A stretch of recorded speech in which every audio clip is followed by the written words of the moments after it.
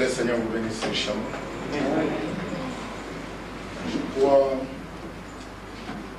comme le frère Nanda vient de le dire, c'est pour moi un miracle que je sois venu ici. Parce que réellement, je comptais sur le frère Nanda pour avoir mon visa. J'avais faxé toutes les informations au bureau d'immigration, mais j'attendais la réponse qui ne venait pas. J'ai téléphoné le frère Nanda qui m'a dit peut-être si vous pouvez venir, on va vous donner le visa à l'aéroport. Avec cette réponse-là, je suis allé pour payer mon billet. La préposée me dit, il n'y a pas question, vous n'avez pas les billets si vous n'avez pas les visas. Je lui dis, on peut me donner les billets à l'aéroport. Il me dit, il faut fournir le preuve qu'on va vous donner les billets à l'aéroport. Je dis, écoute, j'ai des amis là-bas, je vais leur demander de faire le possible.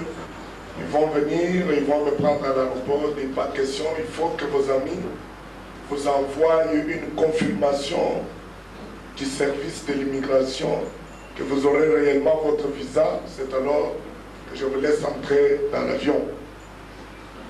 Je lui dis, madame, laissez-moi aller à mes risques et périls, même si j'arrive là sans visa, et qu'on me refoule, je ne regretterai pas. Je dis, c'est bien ça, moi, je fais mon travail, je ne vous laisserai pas aller. Nous nous séparons lundi. Pour moi, j'ai oublié que je vais venir ici. Je commence à faire mes bagages parce que j'étais venu avec à peu près quelques 50 membres de mon église au Zimbabwe pour la fête de Pâques, sur invitation du pasteur Tchessa. Alors je leur dis de précéder, je fais mes bagages, je leur donne quelques livres, je dis vous pouvez partir. Moi je pense que le voyage pour l'île Maurice, je l'ai oublié. Je téléphone à ma femme, je lui dis vous m'attendez tel jour, je serai au Zaïre, parce que je ne saurais pas partir à Lubumbashi. Alors je devais quitter Zimbabwe le mardi et le jeudi. Normalement, j'étais censé prendre mon avion mercredi. Alors, quand nous nous séparons avec la femme lundi matin, ce qui m'a surpris, c'est que la même femme qui m'a refusé le billet, je ne la connais pas, moi je suis étranger à Harare, je ne connais personne. Mais la même femme a pris l'initiative de téléphoner une de ses connaissances ici. Il dit, allez au bureau de l'immigration, j'ai un monsieur ici qui s'appelle comme ceci, comme cela. Allez, faites les démarches pour lui, obtenir son visa. Moi, je ne savais pas. La femme a téléphoné sa correspondante lundi après que nous nous sommes séparés. Mercredi matin à 8 h, frère Jesse reçoit un coup de téléphone. Il dit à M. Kalumbi de venir d'acheter son billet. Moi, je pensais que c'était le frère Nanda qui a débloqué la situation et qu'il avait peut-être faxé au service de Air Maurice pour leur dire que la situation est débloquée, alors je pouvais venir acheter les billets. J'arrive, je me présente, la femme dit, écoute, j'ai un parent qui travaille là-bas à l'île Maurice, attends, dans 30 minutes, elle va téléphoner pour me confirmer si réellement ils vont vous donner votre visa. J'ai dit, est-ce que vous avez reçu un fax de M. Nanda? M. Nanda, je ne connais pas M. Nanda. Et mais comment vous avez pu, qui a pu vous dire que de me vendre le billet? Il me l'a dit, j'ai vu que tu avais le désir d'aller à l'île Maurice. Je dis bien sûr. Il dit, mais moi j'ai un parent là-bas qui travaille. J'ai téléphoné et c'est lui qui a fait les démarches. Attendez, dans 30 minutes, il va soit nous téléphoner, soit nous envoyer un fax. J'ai attendu. Et exactement dans 30 minutes, un message est tombé venant de chef de l'immigration ici. Laissez embarquer M. Kayumbi sur le vol de ce mercredi et il aura son visa dès qu'il sera à l'aéroport de l'île Maurice. Je l'ai envoyé ils m'ont remis une copie du message et dès que vous arrivez, vous présentez cette copie aux officiers de l'immigration. Jusqu'à ce moment-là, moi je pensais que non, ce n'est pas cette femme qui ne me connaît pas, qui peut entrer dans la scène pour me chercher un visa. Pour quel intérêt doit-elle faire cela? Je pensais toujours que Frère Nanda, peut-être il avait arrangé quelque chose. J'ai dit au passage c'est ça, nous allons téléphoner Frère Nanda pour lui informer que nous sommes maintenant au courant qu'il a débloqué la situation ici. Téléphonons le frère Nanda lui-même est surpris. Il ne savait pas que j'avais reçu mon visage. Je lui dis non, nous avons reçu le visage, juste maintenant je me prépare pour aller à l'aéroport. Et quand la même dame m'a vu à l'aéroport, elle me demandait si j'étais content de venir à l'île Maurice. Je lui ai dit, madame, je ne sais pas, peut-être que vous ne vous rendez pas compte de ce que vous avez fait pour m'envoyer à l'île Maurice. Ça a été le désir de mon cœur. Pas pour venir voir l'île Maurice. Ce sont les mêmes maisons que nous avons partout, les mêmes routes, les mêmes personnes. Mais du moins pour voir une chose qui m'intéresse, c'est une partie de l'épouse. C'est cela qui m'a intéressé réellement. Voilà, c'est de cette manière-là que je suis venu ici. Et je pense, comme mon frère l'a dit, que Dieu sait pourquoi. Parce que vous savez, Dieu n'a pas d'hasard. Ça n'existe pas pour nous. Les hasards n'existent pas. Pour nous, chaque programme au millimètre près a été programmé par le Seigneur bien avant la fondation du monde. Et il savait qu'aujourd'hui, à cette heure, moi et vous, nous devions nous retrouver ici, à l'île Maurice, pour partager la parole. Et ici, et nulle part ailleurs, ici. Ça devait être ici. Comme il est écrit dans la Bible que Jésus devait passer. Il devait passer par là. Pourquoi il devait passer par là? Parce qu'il y avait un homme qui l'attendait perché sur un arbre. Il voulait voir Jésus. Et Jésus ne pouvait pas prendre notre chemin. Il devait passer par là. Bien avant la fondation du monde, c'était écrit qu'il devait passer par là. Et quand il est passé par là, il a rencontré Zaché. Tout le monde s'était étonné que Jésus arrive en dessous de l'arbre. Il s'arrête. Il regarde en haut. Il dit, Zaché, un homme qu'il n'avait jamais rencontré. Comment savait-il qu'il s'appelait Zaché? Descends. Car aujourd'hui, le salut est entré dans ta maison.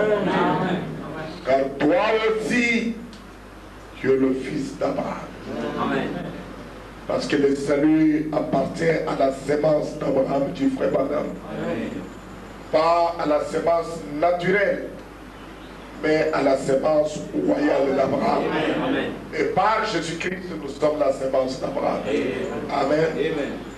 Je suis heureux de me retrouver parmi vous. Je vous remercie de tous les efforts, comme le pasteur Nanda vient de le dire, que vous faites pour venir à la réunion. Je voudrais vous dire, frères et sœurs, qu'en dehors du sacrifice, il n'y a pas de bénédiction. Pour avoir la bénédiction, vous devez faire un sacrifice. Vous devez vous attendre à la bénédiction si vous dépensez un minimum de sacrifices possible. Même pour venir à l'église, il faut un sacrifice. Parce que ce n'est pas facile.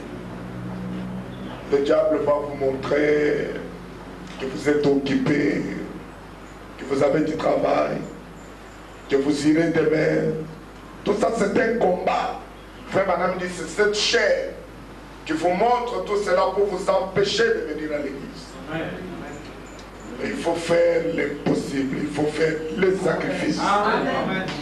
Et quand vous faites les sacrifices, après les sacrifices, vous aurez une bénédiction qui s'en suivra. Je remercie Dieu pour l'esprit que je trouve au milieu de vous, pour la simplicité, pour l'humilité, pour l'amour et la communion fraternelle au milieu des gens. L'esprit de toujours servir, parce que l'esprit qui anime l'épouse, c'est l'esprit de toujours servir. Je vis les gens qui font n'importe quoi, ne fût-ce que pour servir.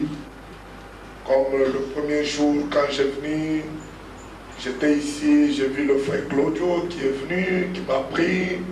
Il devait aller à son travail, il est venu me prendre pour faire le tour avec lui ensemble. Et essayer de me mettre à l'aise. Et j'ai beaucoup apprécié cela. Et l'autre jour, il y a le frère Alain qui lui a supprimé sa journée de travail. Il est venu aussi me prendre avec quelques frères, avec les pasteurs à choc, avec mon frère que je vis tout à l'heure. Nous l'avons laissé hier. Ah, il est là devant moi. Nous l'avons laissé ce jour-là pour lui. Je suis surpris de le voir ce soir au milieu de nous.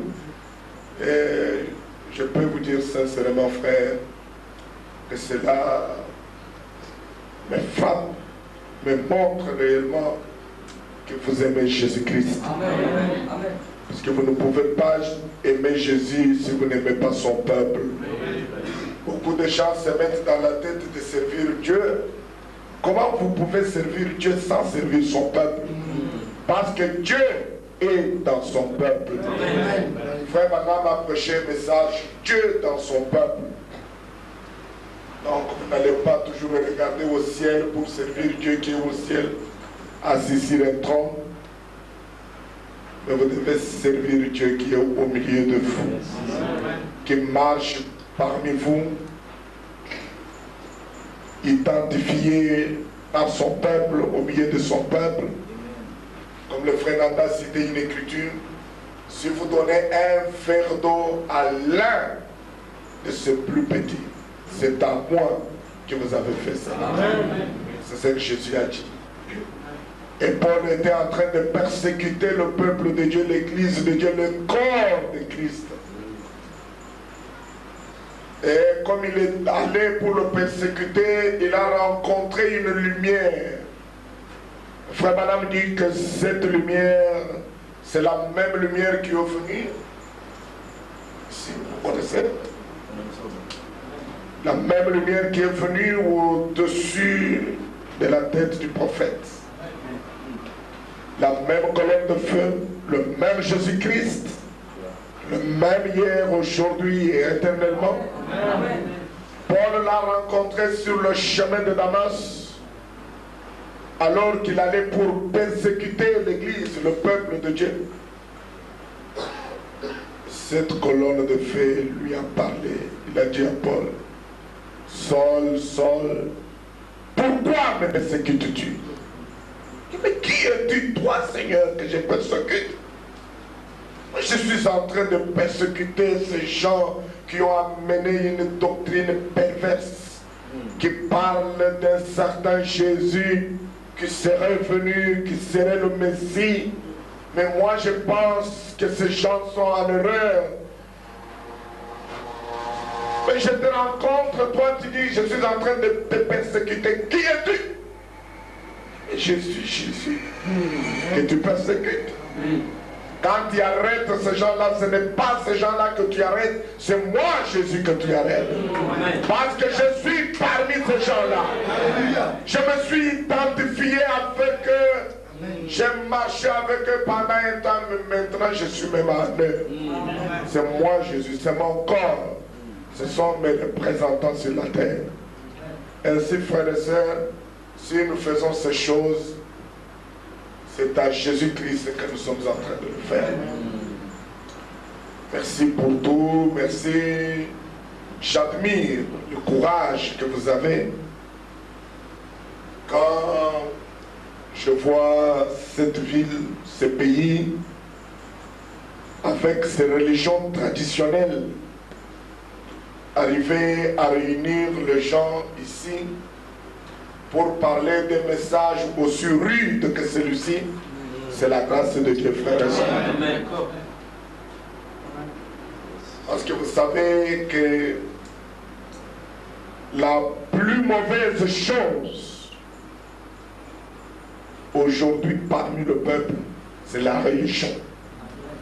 La religion est la plus mauvaise chose. C'est pourquoi avec ce message, nous ne sommes pas venus faire une nouvelle religion. Nous ne sommes pas venus bâtir une nouvelle dénomination ou quoi que ce soit, mais nous sommes venus dans un royaume. On demandait à Frère Madame, à quelle religion appartenez-vous? À quelle dénomination appartenez-vous? Frère Madame dit, j'appartiens à un royaume. Et nous sommes membres du royaume de Jésus-Christ sur la terre. Du royaume messianique qui a été révélé aujourd'hui à ces derniers jours. Et voir les efforts que vous faites ici, frères, l'amour que je peux lire au milieu de vous pour ce message. J'étais chez frère à Choc où j'ai passé la nuit. Je crois que je prononce bien les noms, frères. Okay. Toute la nuit, on ne faisait que parler de ce message, rien d'autre que de cette parole. Hier, nous nous sommes déplacés avec Fernanda pour aller chez Fernandin, avec un frère qui était encore avec nous là. J'observais toujours, je voulais voir autour de quoi vos entretiens se tournent, autour de... Vous avez intérêt à quoi? Je trouvais que votre intérêt, c'était la parole de Dieu. Et toutes les causeries tournaient autour de la parole de Dieu. Vous savez, quand vous parlez de Jésus, Jésus va venir au milieu de vous. Amen. C'est comme ça que les deux disciples sur le chemin de Maïs, quand ils étaient en train de parler de Jésus, Jésus est apparu au milieu d'eux. Je vous encourage. Je vous dis réellement que personnellement, je prierai pour vous. Je demanderai à ceux qui sont avec moi, à mon église, de prier pour vous. Amen. Pour que Dieu vous soutienne. Dans les églises du monde, quand peut-être les gens se déplacent, ils vont vous dire, nous allons vous envoyer ceci, nous allons vous envoyer cela pour que Dieu vous soutienne. Mais nous, la seule chose que nous avons, c'est parler au trône de Dieu. Amen. Pour que le Seigneur Jésus-Christ puisse soutenir vos faibles efforts. Vous savez, quand nous sommes faibles, c'est alors que nous sommes forts. Amen. Afin qu'il puisse répandre sa grâce, comme nous avons chanté un cantique tout à l'heure, que les fenêtres de Dieu s'ouvrent, que les bénédictions puissent descendre sur le peuple de Dieu, toutes sortes de bénédictions, tant spirituelles que matérielles, que ces bénédictions-là descendent sur vous, afin que vous puissiez avoir le preuve de la présence de Jésus-Christ au milieu de vous. C'est cela ma prière la plus profonde pour aujourd'hui et pour l'éternité. Maintenant, si je ne vous dérange pas, voulez-vous vous mettre debout pour que nous puissions lire l'Écriture.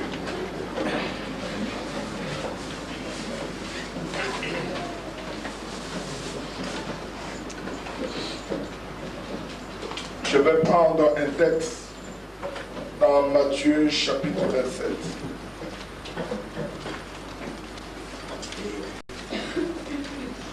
Je voudrais lire à partir du verset 60. Le pasteur peut dire l'éternalisme.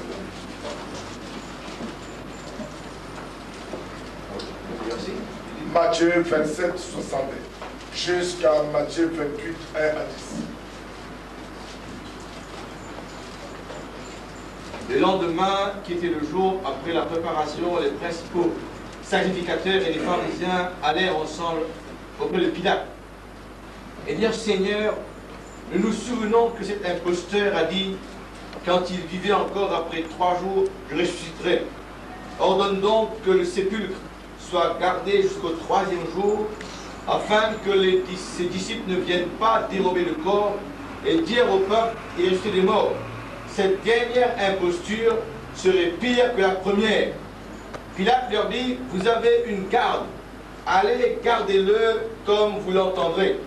Ils s'en allèrent et s'assurèrent du sépulcre au moyen de la garde, après avoir scellé la pierre. Après le sabbat, à l'aube du 1er jour de la semaine, Marie de Magdala et l'autre Marie allaient voir le sépulcre. Et voici, il y eut un grand tremblement de terre, car un ange du Seigneur descendit du ciel, vint rouler la pierre et s'assit dessus. Son aspect était comme l'éclair, et son vêtement blanc comme la neige. Les gardes tremblèrent de peur et devinrent comme morts. Mais l'ange prit la parole et dit aux femmes: pour vous, ne craignez pas, car je sais que vous cherchez Jésus qui a été crucifié. Il n'est point ici, il est ressuscité comme il l'avait dit. Venez, voyez le lieu où il était couché, et allez promptement dire à ses disciples qu'il est ressuscité des morts. Et voici, je vous l'ai dit. Elles s'éloignèrent promptement du sépulcre, avec crainte et avec une grande joie, et elles coururent porter la nouvelle aux disciples. Et voici, Jésus vint à leur rencontre et dit: je vous salue. Elles s'approchèrent pour saisir ses pieds, et elles se prosternèrent devant lui. Alors Jésus leur dit: ne craignez pas, allez dire à mes frères de se rendre en Galilée, c'est là qu'ils me verront. Amen. Je suis un peu plus long. Vous pouvez vous asseoir.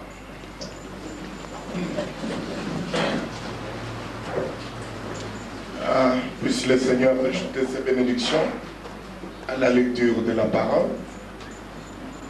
Vous aimez la parole, n'est-ce pas? Amen. Oui. Le CP, qu'en parlant, que je dise quelque chose que vous n'agréez pas. Amen. Ça peut arriver. Je ne sais pas. Que je dise quelque chose avec lequel vous ne serez pas d'accord. Si cela arrivait, prenez la chose, mettez dans la poubelle. Mais attention, ne me mettez pas avec la chose dans la poubelle. Amen. Gardez-moi, moi je suis votre frère. Mais mettez tout simplement la chose dans la poubelle et oubliez la chose, allons de l'avant. Parce que vous savez, même si on vous donne 2 jumeaux qui sont sortis du même placenta, on sait quand même faire la différence. On dirait que celui-ci c'est elle, celui-ci c'est elle. Mais pourtant ils sont des jumeaux. Même si nous avons le même message, il est vrai que nous avons le même message, mais peut-être dans la présentation des choses, il peut arriver que je présente une chose d'une manière peut-être inhabituelle, mais je ne le fais pas intentionnellement. Amen. Vous savez, frère, on n'a pas cet esprit-là de venir à un endroit et de se voir plus supérieur que les autres et commencer à prendre les messages pour briser les autres. Je crois sincèrement du fond de mon cœur que je ne suis pas animé par un tel esprit. Mais il peut arriver sans que je le sache. Parce que je n'ai pas causé avec Fernanda, je n'ai pas causé avec le frère Achok pour lui demander qu'est-ce que vous croyez ici, qu'est-ce que vous prêchez ici. Non, je n'ai pas demandé cela. Mais il peut arriver qu'en parlant que je dise peut-être quelque chose de la manière dont vous ne voyez pas la chose.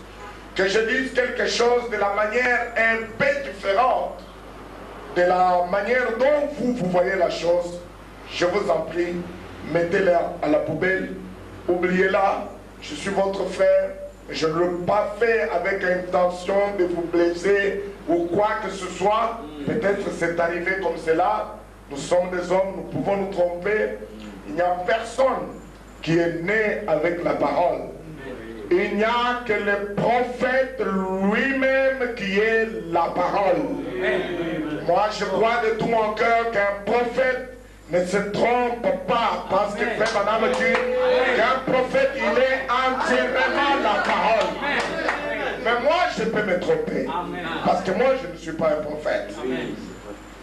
Je suis un serviteur de Dieu, je suis un pasteur, je peux regarder, je peux lire, je peux étudier, mais le prophète, attention, le prophète, lui, il ne prêche pas sur la parole, mais le prophète, lui, parle la parole. Amen. Moi, je peux prêcher sur la parole, mais le prophète, lui, parle la parole.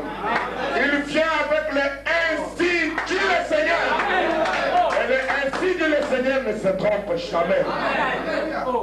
Tout homme soit faillible, dit la Bible, sauf Dieu.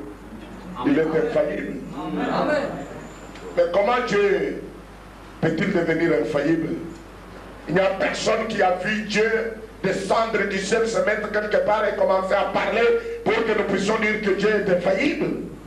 Mais Dieu a parlé. Comment a-t-il parlé? Par les hommes, au moyen des hommes que lui-même a appelés, établis, et qui les a appelés, ce sont les prophètes. Les prophètes, c'est la bouche de Dieu parmi le peuple.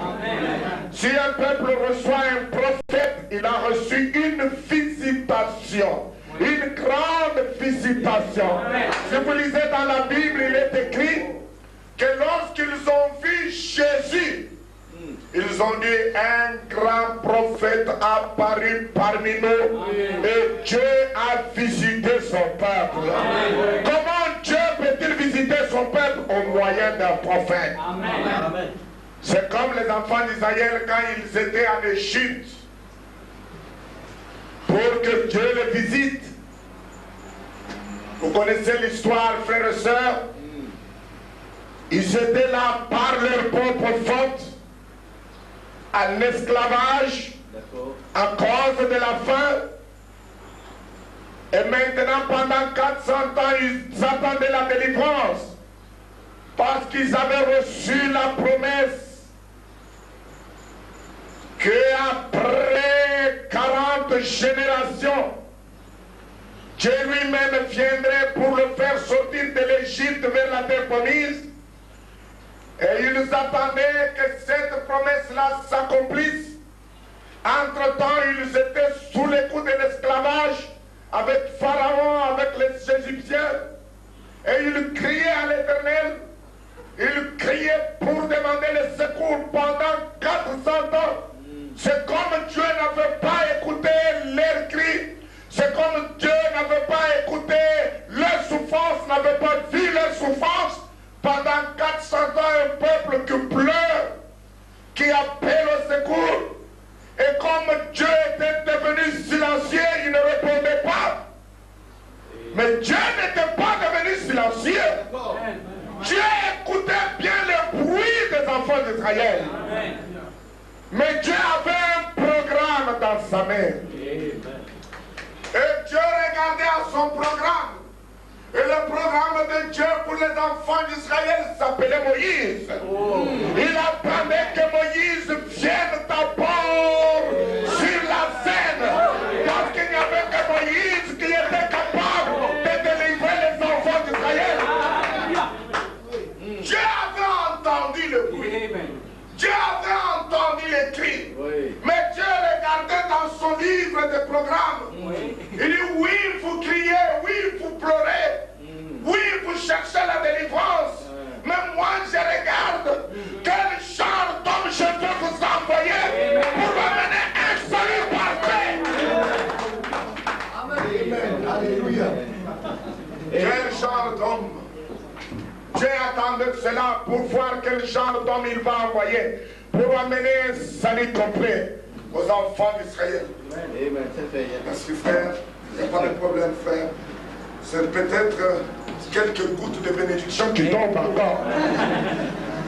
Dieu attendait cela mes frères. Amen. Il regardait dans son plan. Parce que vous savez, Dieu ne fait pas l'hasard. Avant la fondation du monde, il a des hommes qu'il a déjà préordonnés à chaque service, à chaque chose, pour faire n'importe quoi. Dieu a déjà préordonné chaque homme. Alors que les enfants d'Israël étaient en train de crier, oh Dieu, sauve-nous. Oh Seigneur, nous sommes sous la domination de Pharaon.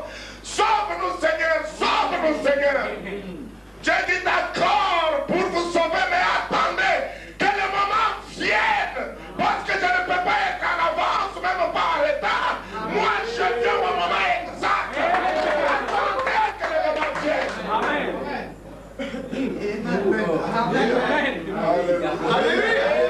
Et pendant qu'ils attendaient, il y a eu une famille qui était là-bas en Égypte. Ils ont conçu un petit bébé. Frère Branham dit que peut-être ils avaient eu un songe ou une vision qu'ils vont mettre au monde un petit bébé. Et pendant ce temps, Pharaon avait déjà pris énergie pour que chaque enfant mâle qui naîtra dans son pays puisse être tué. Ce n'était pas Pharaon, mais c'était le diable par Pharaon. Amen. Parce que le diable savait. Il savait bien que quelque chose se préparait pour les enfants d'Israël. Et il a inspiré à Pharaon de prendre cette année pour tuer tous les petits enfants qui naîtront en Israël. Tous les fils. Pas toutes les filles, mais tous les fils. Parce que le diable lui-même, il savait que la semence de la femme ne sera pas une fille, mais que la semence de la femme sera une fille. Le diable le savait très bien. Le diable le savait que Dieu ne travaille pas avec la femme, mais Dieu travaille avec un homme. Le diable savait bien cela. Si vous voyez une religion qui adore la femme, une religion qui est centrée sur la femme, ça ne vient pas de Dieu. Amen. Ça, c'est une religion satanique. Amen. Et ce petit enfant est venu. Moïse. Oh, avant même que j'entre dans mon texte, laisse-moi vous parler un petit peu de cela. Ce petit enfant, Moïse, est venu. Il a commencé à grandir dans la maison de ses parents. Il a atteint 3 mois du feu Branham. Et tous les Égyptiens ont regardé, ils ont dit, mais non, la femme de Jochebed, elle était enceinte, elle doit avoir mis au monde un enfant qu'elle a caché quelque part. Ça doit être un enfant mâle, nous devons chercher cet enfant pour le tuer. Et ils sont venus, Frère Branham dit qu'ils avaient pris Moïse, ils l'avaient mis au-dessus, dans la maison au-dessus. Ils sont venus, ils sont entrés partout, ils ont cherché, ils n'ont pas vu l'enfant. Oh, les parents ont vu que l'enfant était en danger. Ils n'avaient pas un endroit pour cacher l'enfant. Ils se sont vus eux-mêmes qu'ils étaient devenus incapables de protéger cet enfant. Alors ils ont pris le petit enfant, ils l'ont mis dans une petite histoire, un panier. Ils sont allés le cacher au bord du Nil. Et là, et ils l'ont abandonné. J'ai visité l'Égypte dernièrement. Le Nil est un de fleuve rempli de crocodiles. On a abandonné cet enfant au bord du Nil. Les crocodiles pouvaient venir le prendre. N'importe quoi pouvait lui arriver. Le serpent des déserts pouvait mordre l'enfant parce qu'il n'avait aucune protection. Frère, puis-je vous dire qu'au moment où nous sentons que nos efforts sont devenus vains, au moment où nous sentons que nous sommes poussés à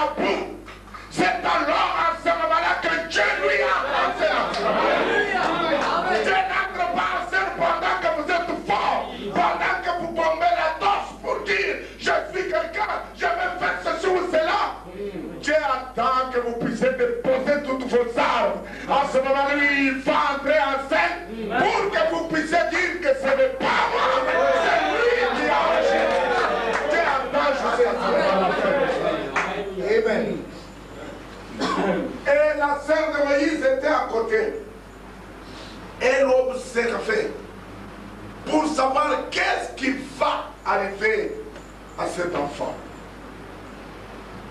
Le Dieu du ciel entre en scène. Il va voir la fille de Pharaon. La fille de Pharaon commence à dire, oh, j'ai chaud, je vais me laver. Ah, ce n'était pas elle, mais c'était Dieu qui était entré en scène. Va vite te laver, tu as chaud, va vite te laver, tu as chaud. La voilà qui se dirige vers le Nil pour se laver, à la plage bien sûr. Et quand elle est en train de se laver, elle jette un regard. Qu'est-ce qu'il y a là-bas? Oh, un bon enfant comme ça, oh c'est un fils. Ça ne peut être qu'un enfant égyptien abandonné ici. Laisse-moi le prendre. La fille de Pharaon a pris Moïse. Là-bas, Marie était en train de trembler. Et oh, c'est fini. C'est terminé pour Moïse. C'est fini, on va tuer Moïse. Mais elle ne savait pas que Moïse était dans le programme de Dieu. Et que quelque chose qui est dans le programme de Dieu, personne ne peut faire quelque chose contre lui jusqu'à ce que cet homme-là termine ce que Dieu lui a demandé de faire. Vous ne pouvez rien contre cet homme-là. D'accord. Avez-vous vu l'histoire de David? Frère David avait reçu l'onction sur lui. Et l'onction de David avait dit à David que David, tu vas être roi sur Israël. C'est ce que l'onction signifiait pour David. Oui. Oh, il était loin pour devenir roi sur Israël. Et David marchait tout le temps avec cette onction sur lui.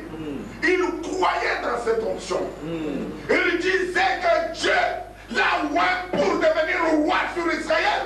Et David espérait, il avait une espérance vivante dans son cœur qu'il va devenir roi sur Israël. Et un jour que David était en brousse en train de paître le brebis, parce qu'il était l'exemple d'un bon pasteur, il était en train de paître le brebis là-bas.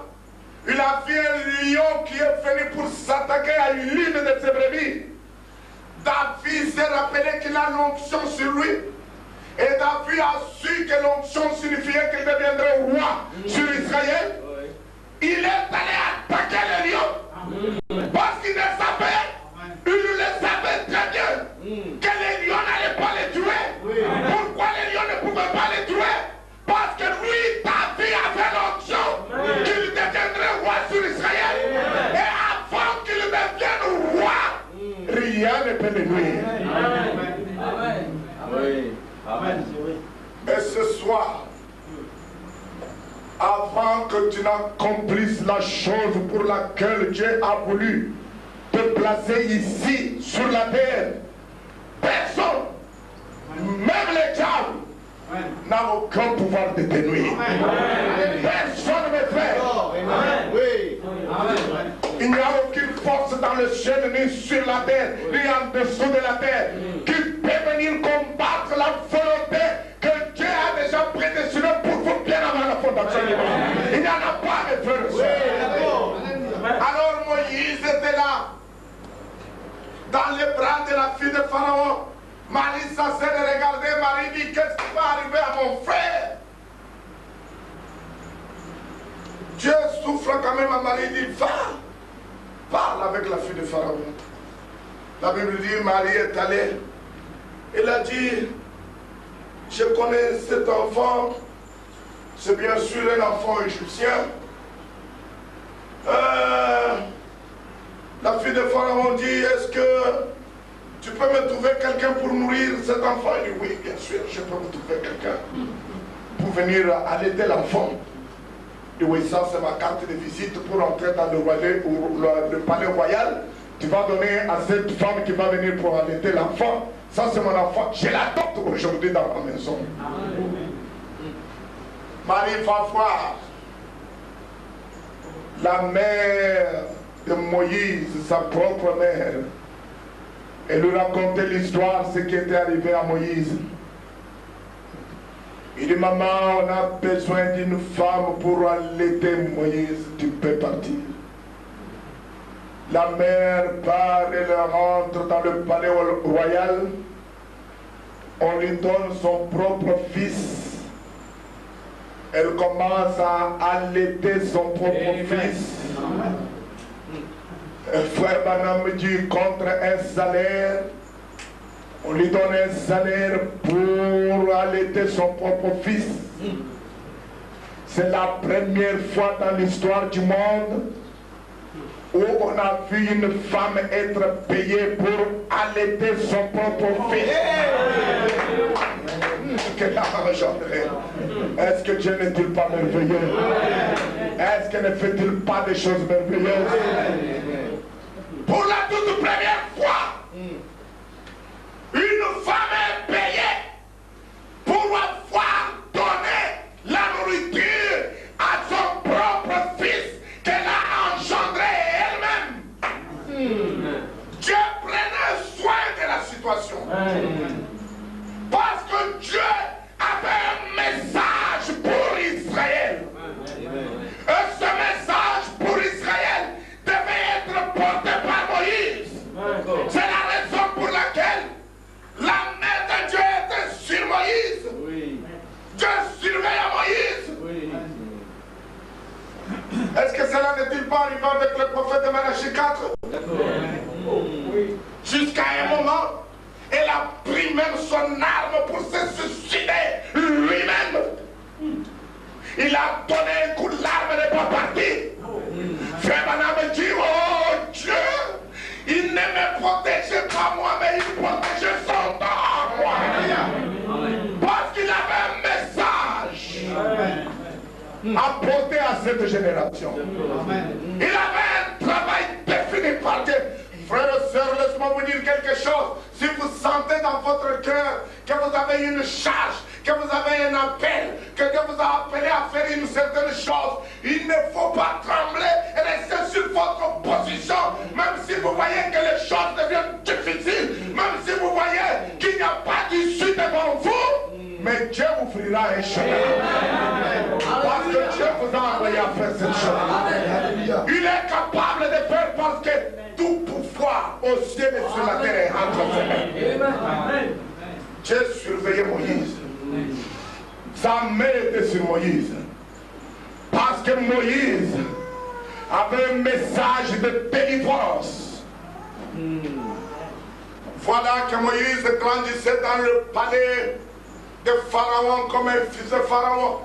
Il était connu partout comme un fils de Pharaon, dit la Bible. Mais pourtant, il recevait des enseignements différents. Frère Branham dit, il recevait un enseignement qui venait de Pharaon et il recevait un autre enseignement qui venait de sa mère. Pharaon lui dit, écoute, tu es héritier du trône, tu vas devenir héritier du trône, il faut te préparer, tu seras un grand général, tu vas prendre ma place, etc., etc. Quand Moïse rentre le soir avec sa mère pour prendre le lait de sa mère dit, chut, écoute, tu n'es pas égyptien. Le peuple là qui souffre, c'est ton peuple. Tu es israélite. Oublie tout ce qu'on te donne, tout cet enseignement qu'on te donne. Ça ne te concerne pas, ce n'est pas pour toi. Amen. C'est la même chose, même quand nous étions dans des grandes dénominations. On parlait de la Trinité, on parlait de ceci et de cela. Mais une voix à l'intérieur de nous disait, cela n'est pas vrai. Nous étions comme des aigles, au milieu de poulets. Frère Branham a su bien expliquer. Il a dit que le poulet disait côte, côte, côte, côte, côte.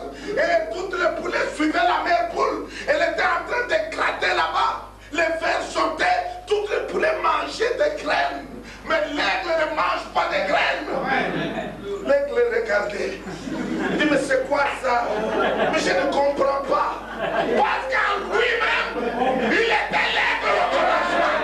En lui-même, il avait la nature de l'aigle au commencement. L'aigle n'était pas devenu aigle. Mais il était toujours aigle.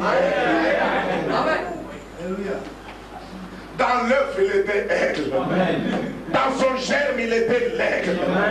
Quand il est sorti, il était l'aigle.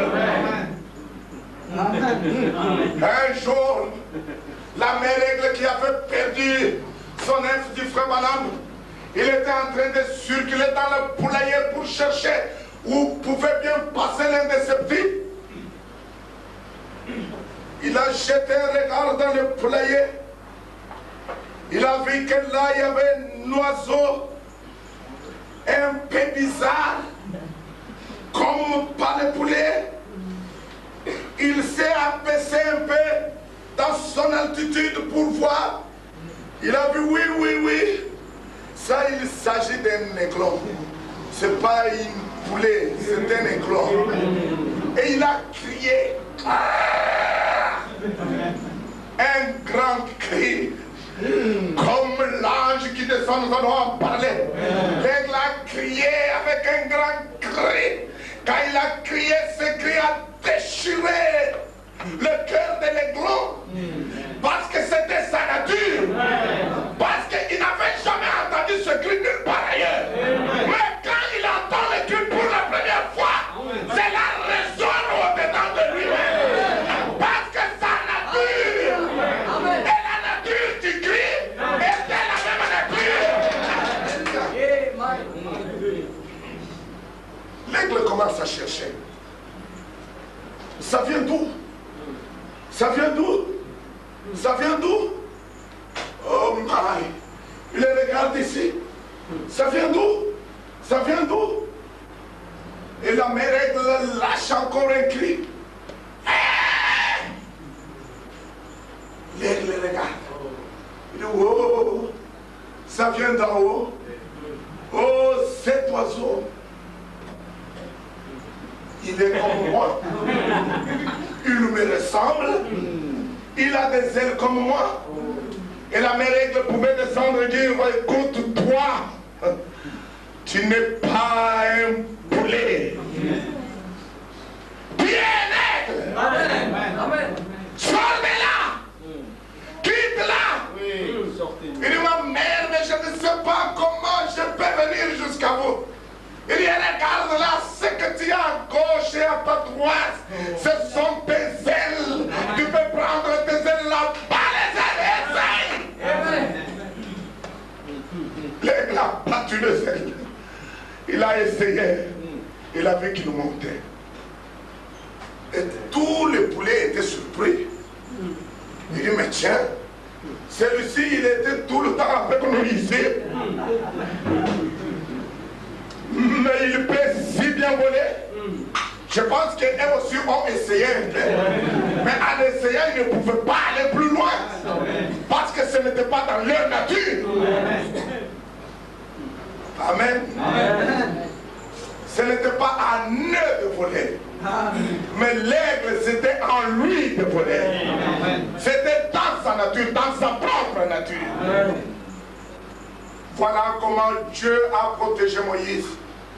Parce que Moïse avait un message pour les enfants d'Israël. Frères et sœurs, quand Moïse a grandi, qu'il était en train de paître le brebis de son beau-père Jéthro, la Bible dit qu'il a rencontré la grande colonne de feu. Dieu a dit à Moïse, j'ai entendu le cri de mon peuple qui lui font pousser ses oppresseurs. J'ai entendu les cris de mon peuple. C'est que Dieu voyait toute la souffrance.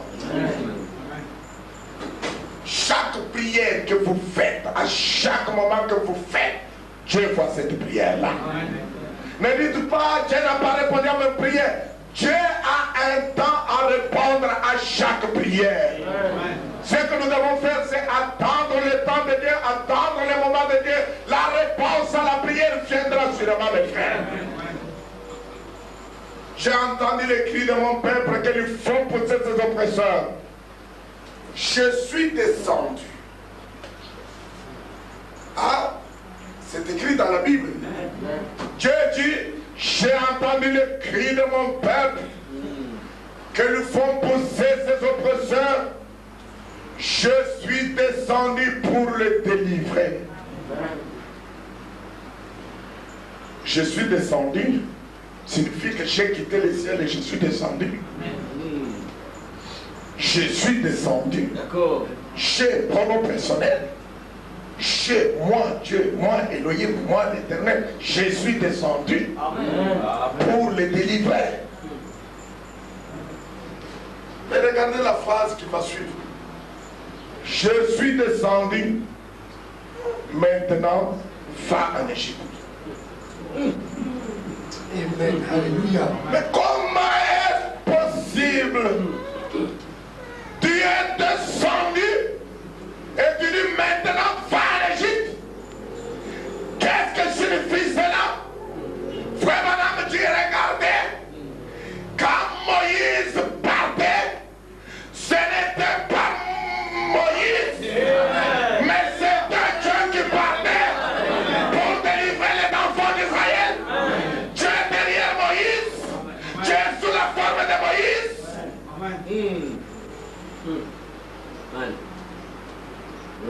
Oh.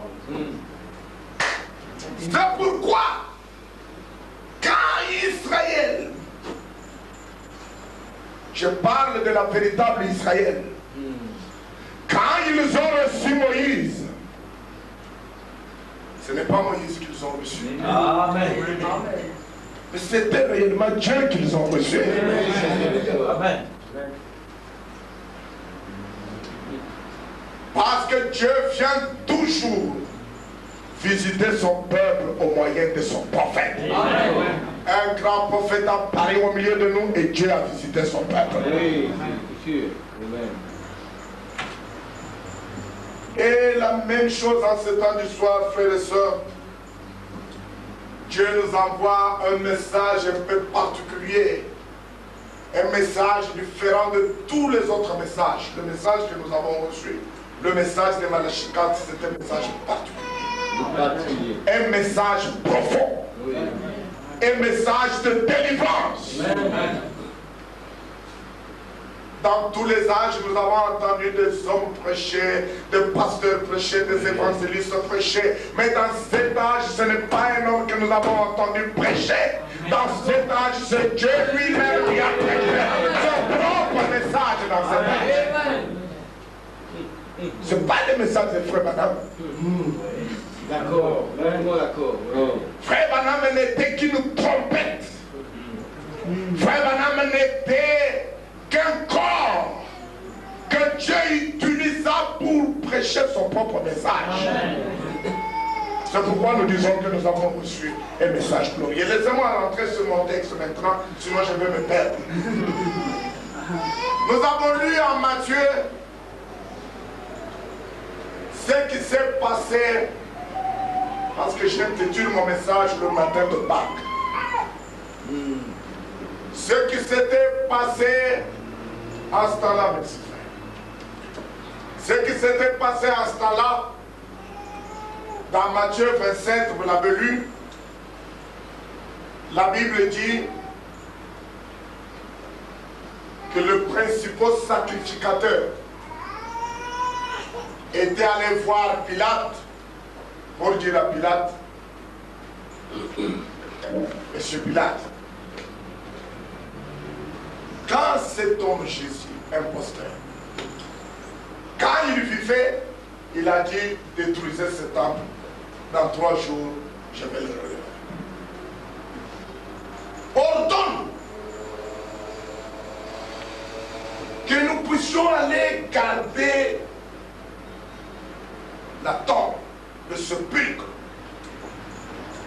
afin que ses disciples ne viennent pas les dérober et qu'ils disent aux gens qu'il est ressuscité dans ton Car cette dernière imposture sera plus grande que toutes les autres impostures qu'il a fait.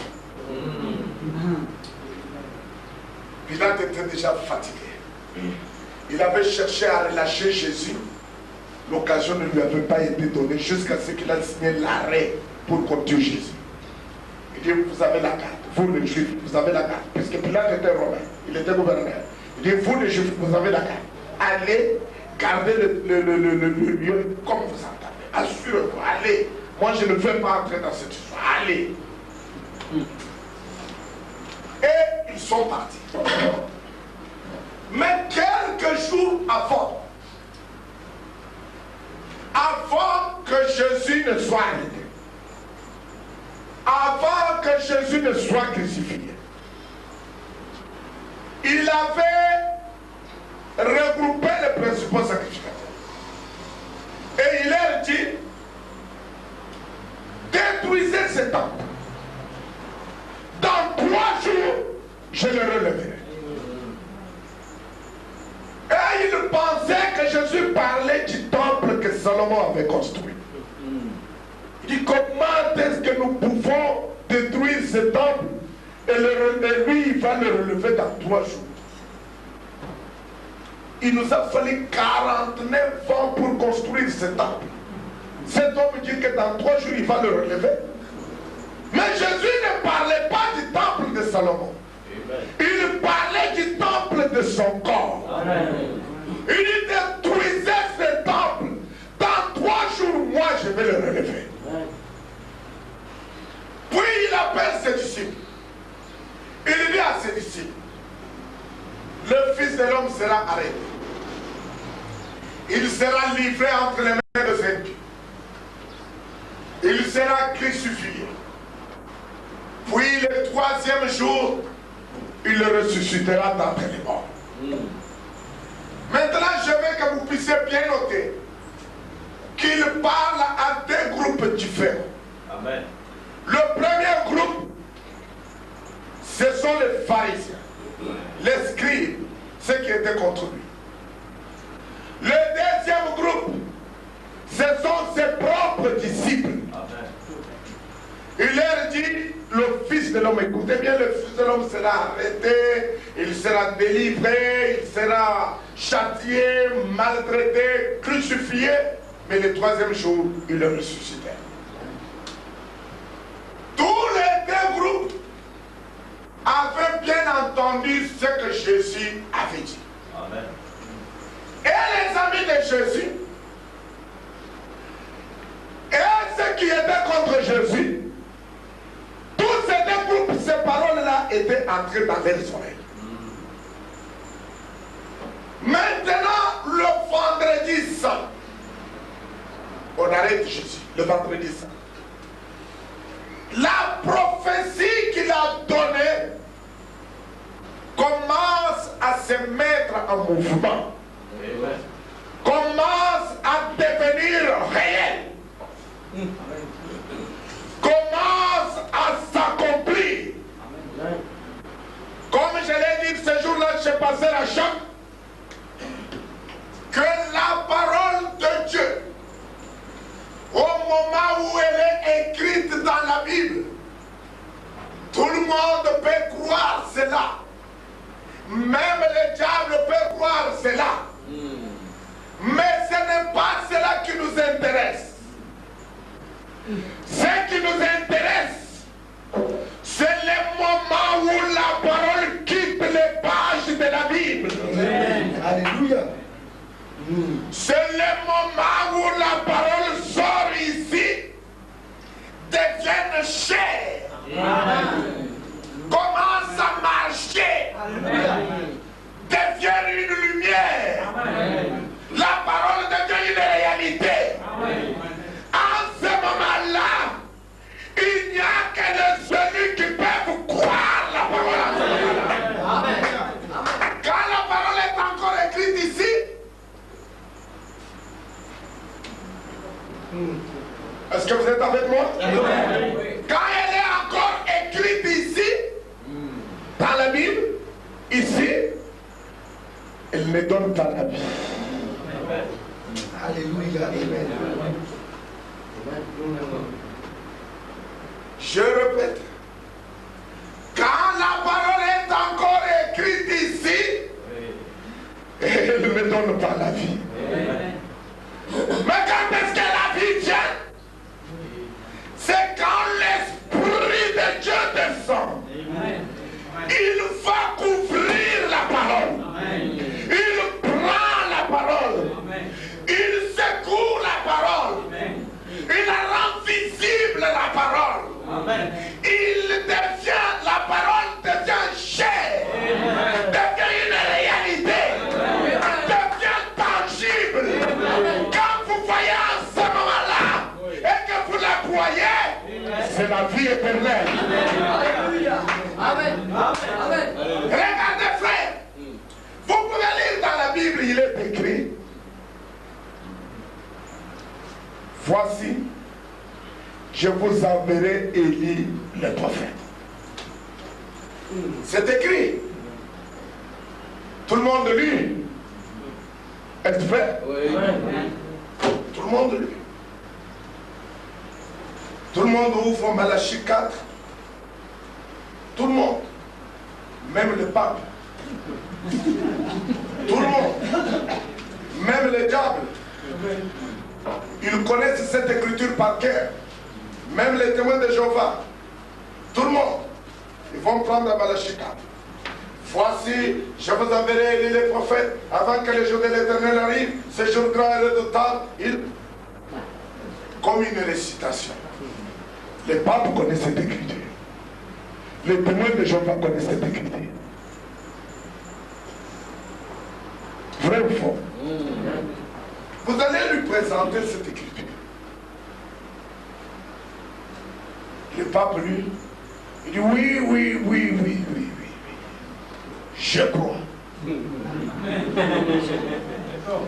Il croit ça.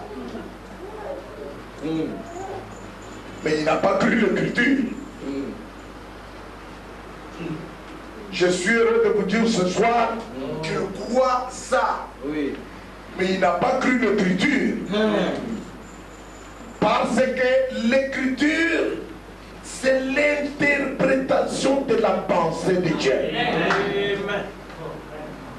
Maintenant, va dire au pape, dis-lui que cette écriture que vous lisez ici, je vous enverrai Élie le prophète, cette écriture ici s'est accomplie, c'est William Branham. Il va dire, est-ce qu'a-t-il cru l'écriture? Non. Parce que croire l'écriture, c'est la croire quand elle s'accomplit. Quand elle devient tangible. Quand elle devient une réalité. Quand Dieu l'accomplit. Quand Dieu la vivifie. C'est dans ce moment-là que nous pouvons dire que vous avez cru. Amen. Amen.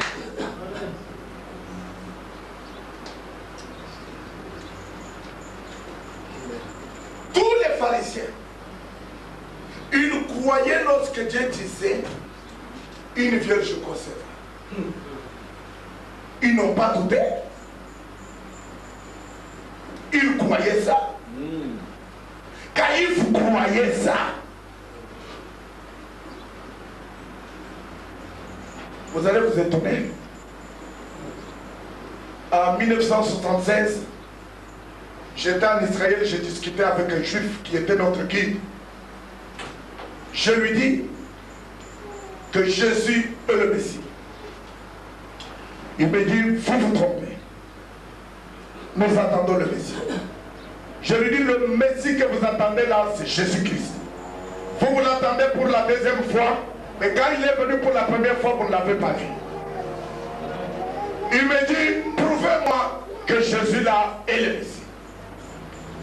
Je lui dis, est-ce que vous croyez dans les prophètes? Il dit oui. Je crois dans l'Ancien Testament, mais je ne crois pas dans le Nouveau Testament. Je dis d'accord. Qu'est-ce que le prophète a dit dans l'Ancien Testament? Je dis, lisez avec moi Ésaïe 9. Vous croyez Ésaïe 9? Il dit, attends, il pense sa Bible hébreu. Je lis la Bible en français, lui il lit en hébreu. C'était la même chose. Il dit, voici, une vierge concevra et elle enfantera un fils. Je dis, arrêtez-vous. Il dit, vous croyez ça? Il me dit, oui, je crois. Je dis, mais ici, ce que vous croyez, le Nouveau Testament dit qu'il y a eu une femme du nom de Marie qui est devenue enceinte, qui a enfanté un fils sans connaître un nom. Il dit non, je crois Ésaïe 9, mais je ne crois pas l'histoire de Marie. Ce qui est quelque chose, mes frères, c'est l'identification de la parole. Lorsque la parole s'identifie et que vous croyez, c'est alors que vous avez cru la véritable parole. Amen. Ce n'est pas quand la parole est annoncée. Il faut attendre que la parole s'identifie. Parce que tous ces juifs-là, ils ont les parchemins. Ils lisent les parchemins. Caïphe avait les parchemins. Caïphe lisait les parchemins. Une vierge concevra, c'était dans la tête de Caïphe. Dans la tête de tous les docteurs de la loi. Frère Branham me dit que le jour même où Jésus est mort à la croix, le souverain sacrificateur était dans le temple. Il était en train de donner un sermon. Et il disait, oui, nous attendons le Messie qui viendra. Pourtant, il mourait à la croix. L'identification de la parole.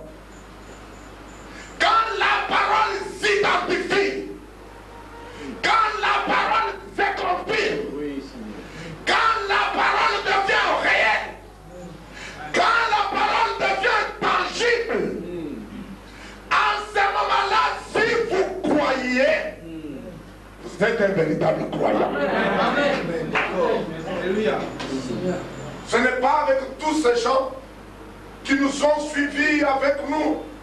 Ils ont leur Bible, nous avons la Bible. Les catholiques ont la Bible, nous avons la Bible. Les protestants ont la Bible, nous avons la Bible. Les pentecôtistes ont la Bible, nous avons la Bible.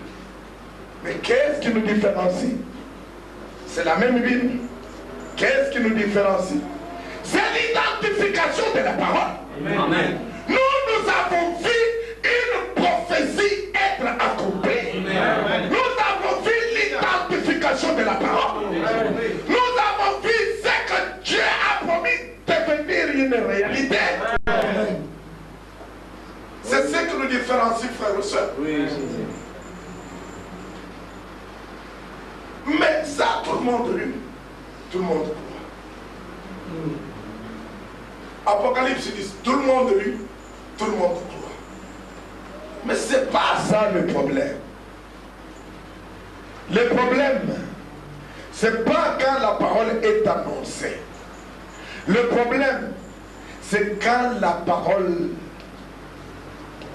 est confirmée, est rendue manifeste, est rendue vivante. À ce moment-là, si vous voyez quelqu'un qui va croire cette parole, c'est un élu de Dieu.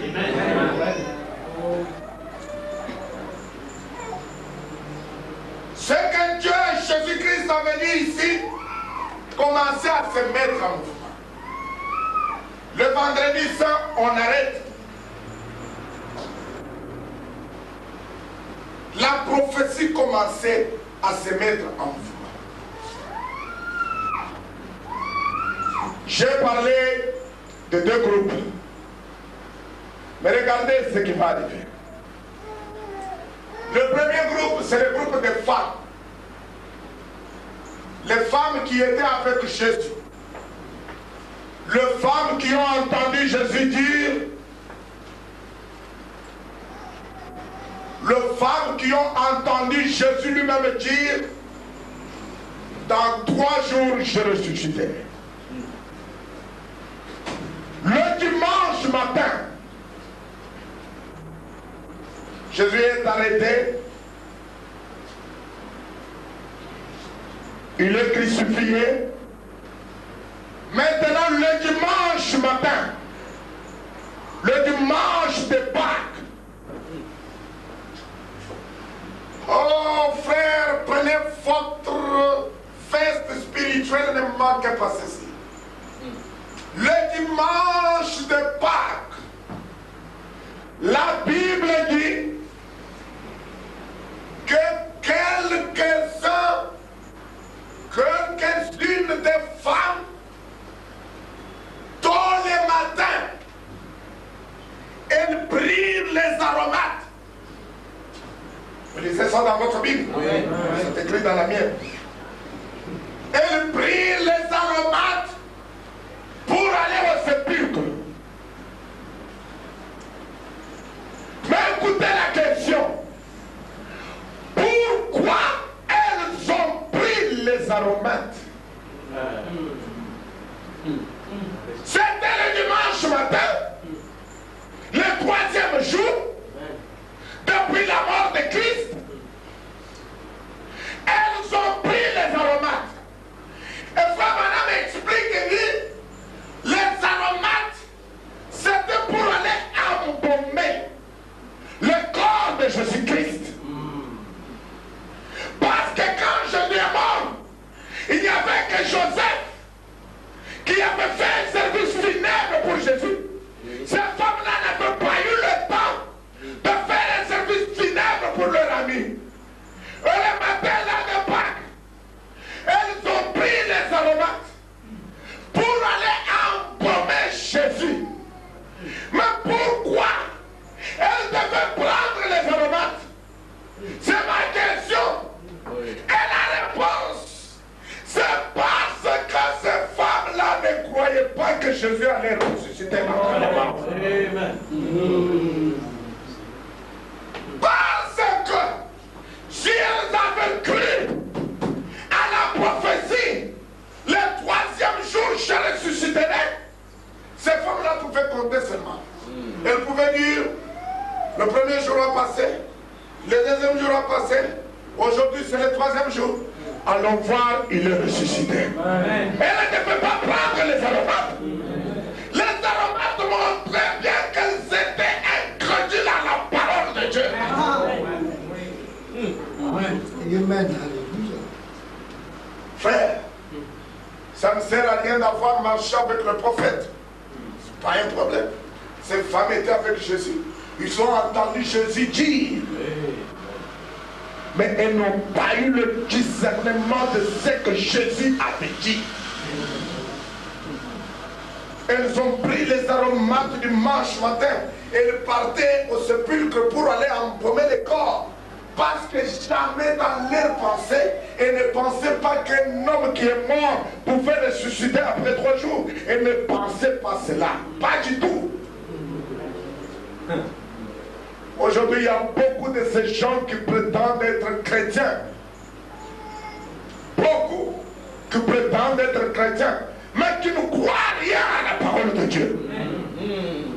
Qui ont beaucoup d'aromates pour venir embaumer Jésus et ne peuvent même pas croire que Jésus est capable d'accomplir une seule parole de la Bible. Il était vivant en ce temps-là, mais aujourd'hui il n'est pas vivant. Il pouvait agir en ce temps-là, mais aujourd'hui il ne peut pas agir. Si vous avez apporté quelques aromates, je vous donne un conseil, vendez-les et croyez que Jésus est vivant. Croyez qu'il est capable de faire n'importe quoi. Croyez que c'est un Dieu qui est en action. Amen. Ça, c'était le groupe de femmes. Mais voyez-moi un contraste, le deuxième groupe. C'était le groupe de ceux qui étaient contre Jésus. Le deuxième groupe, les pharisiens. Et aussi, ils avaient entendu Jésus dire, le 3e jour, je ressusciterai. Et ils sont allés voir Pilate. Ils ont dit à Pilate, Pilate, cet imposteur a dit quand il vivait.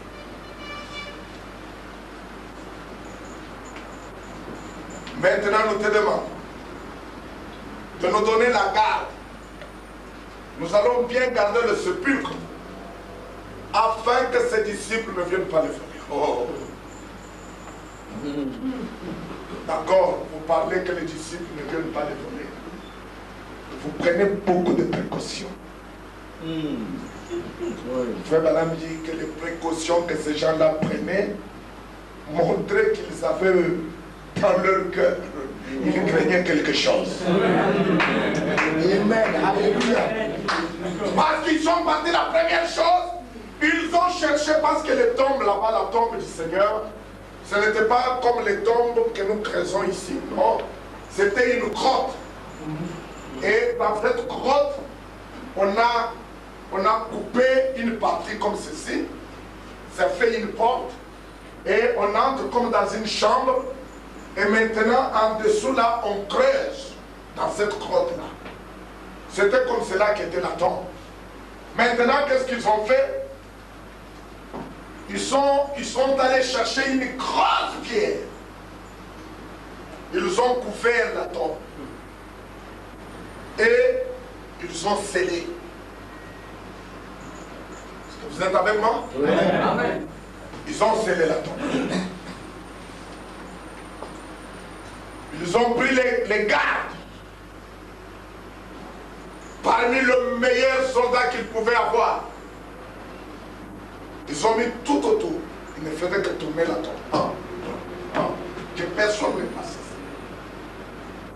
Oui, monsieur le pharisien. Mais pourquoi vous devez prendre toutes ces précautions?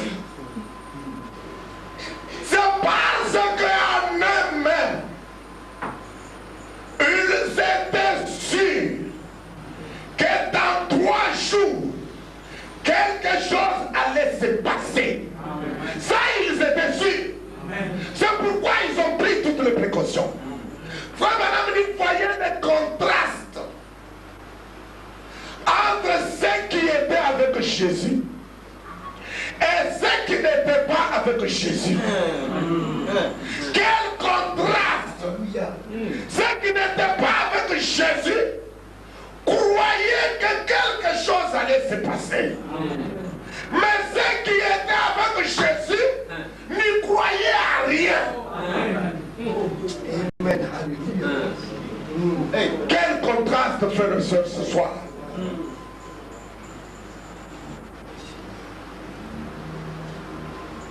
Ils ont bien fermé les sépulcres.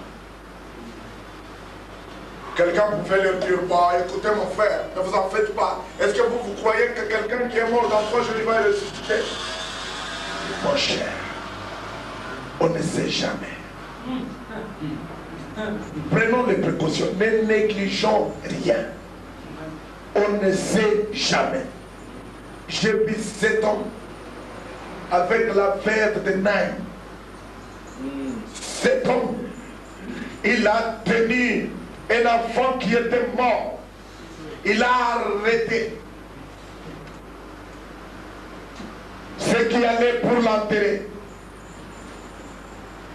Mort, bien mort. Il les a arrêtés. Il a tenu l'enfant et il a dit Talita Koumi. Et l'enfant s'est réveillé. On ne sait jamais. Prenons le précaution. Amen. On ne sait jamais. L'autre pouvait sortir et dire non, non, non, non, c'est que le frère Allah a dit, je suis d'accord avec lui. Moi j'étais à Nazareth. J'ai vu les sœurs de Lazare. J'étais là. J'ai vu Lazare qui était mort 4 jours. Son nez s'affaissait. Ses yeux sortaient de l'orbite. Cet homme-là, je l'ai entendu dire dans sa bouche qu'il était la résurrection. Il n'a même pas dit qu'il est celui qui ressuscite. Il a dit qu'il était la résurrection. Que la résurrection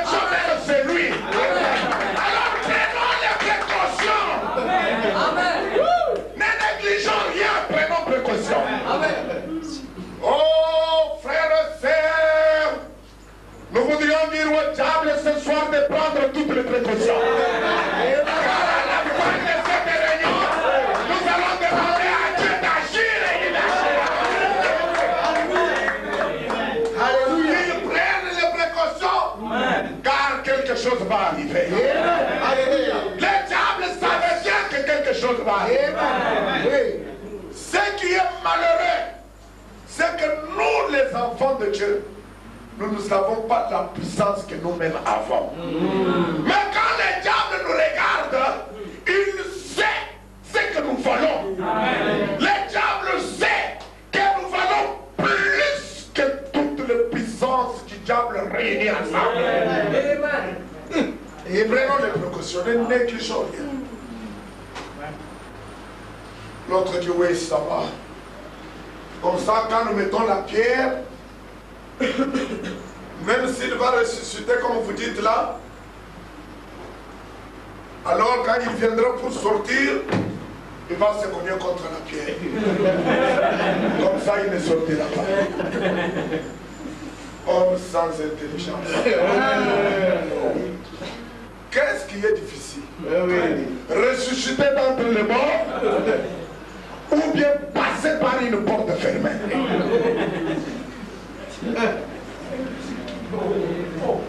Ils ont pris toutes les précautions. Oh mes frères et sœurs,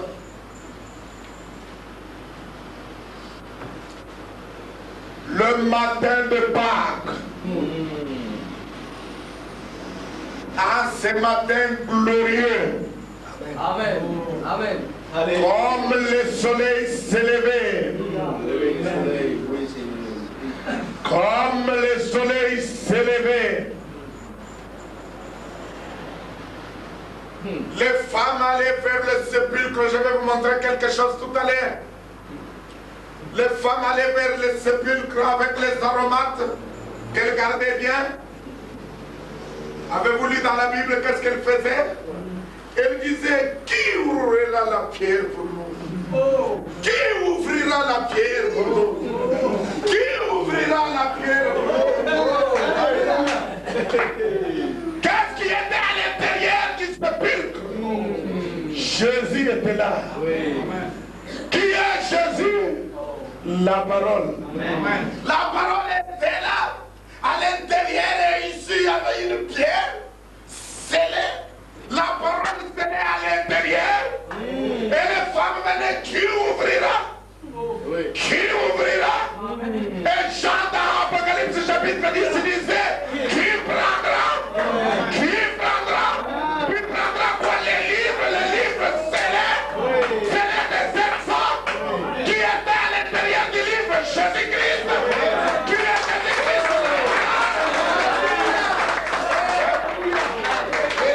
Alléluia. Seigneur. Les femmes allaient avec les aromates. Et une femme dans la Bible représente l'église. Et cette église allait vers la tombe. Elle voulait voir qu'est-ce qui était à l'intérieur de la tombe. Qui ouvrira pour nous? Qui ouvrira pour nous? Le même Jésus qui était dans la tombe. Et le même Jésus qui était dans le livre scellé de cette sorte. Parce que Frère Branham dit le livre scellé de cette sorte, c'est le livre de la rédemption. Et c'est Jésus-Christ. Et à l'intérieur de ce livre, vous étiez là-dedans. Qui ouvrira pour nous?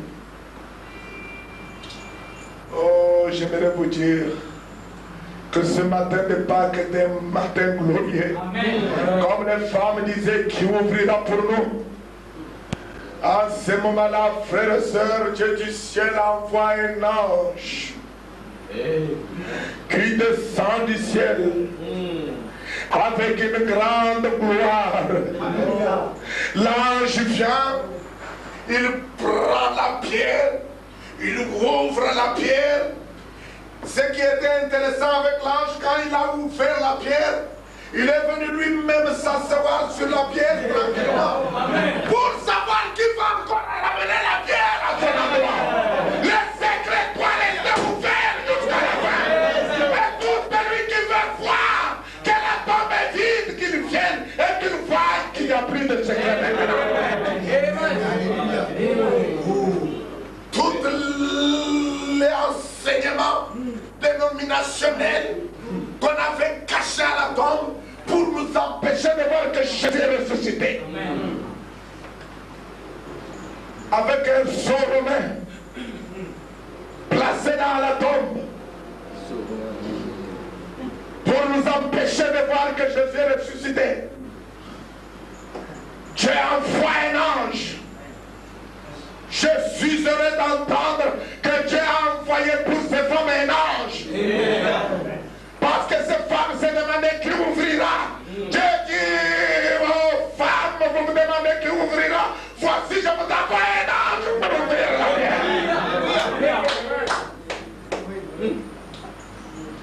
Ce soir, nous avons reçu un ange, car un ange est un messager. Nous avons reçu un ange, Malachie 4. Et Dieu nous a dit, voici, je vous envoie Élie le prophète.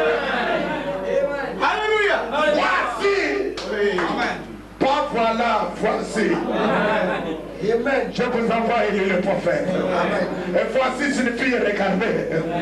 Tournez-vous, regardez là-bas, qu'est-ce que je suis en train de faire.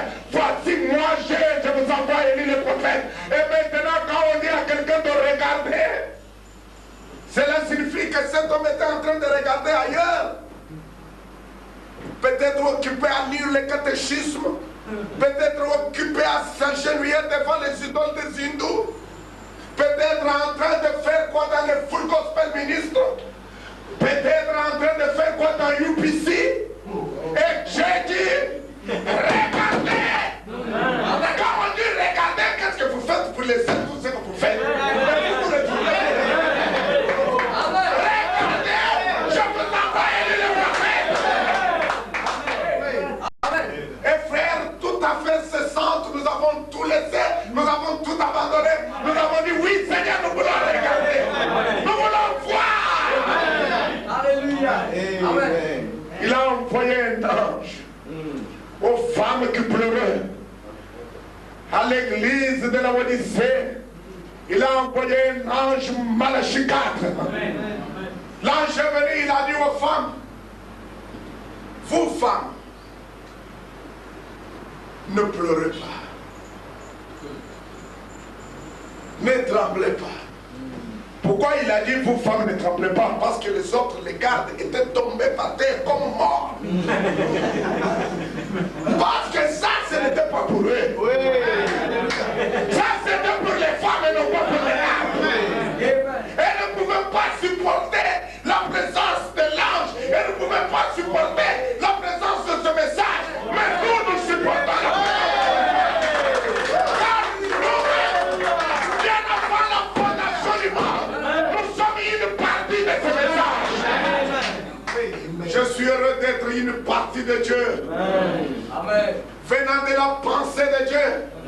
Qu'est-ce que vous êtes? Vous venez de la pensée de Dieu, frères et sœurs. Vous êtes une partie de Dieu. Vous êtes un petit éveillé vous-même. Venant de la pensée de Dieu. Les pensées de Dieu étant éternelles, vous aussi vous êtes éternels. Comme les pensées de Dieu sont éternelles. Alors qui peut vous faire quelque chose ici sur la terre? Parce que vous êtes une partie de Dieu vous-même. Alléluia. Alléluia. Alléluia.